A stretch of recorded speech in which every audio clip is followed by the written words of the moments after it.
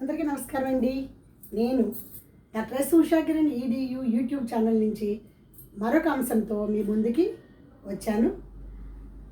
నా ఈ అంశం మీరు వినేటప్పుడు ఇప్పుడు నేను ఒక మాట అన్నాను, నేను అని చెప్పాను. నేను అంటే నా పర్సనల్గా నన్ను నేను ఇంట్రడ్యూస్ చేసుకునేటప్పుడు మాత్రం చక్కగా చెప్పచ్చు. మరి నేను నాది అనే దాంట్లో చాలా సెల్ఫిష్ ఉంది.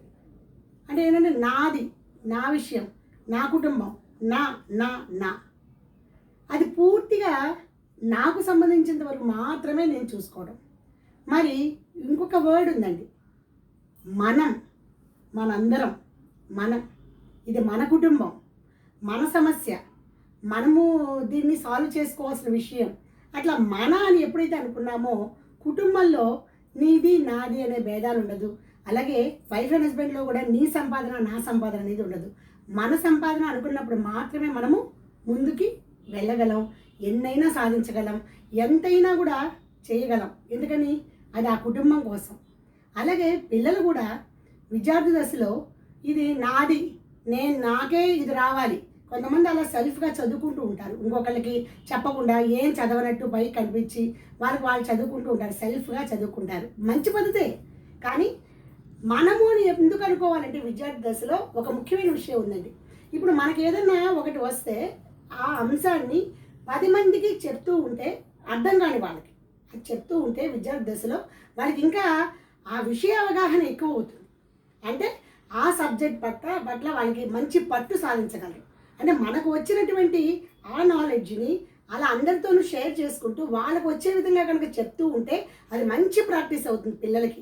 వాళ్ళు మంచి చక్కగా ఫలితాలు సాధించడానికి ఇది ఒక చక్కని ఉపాయం.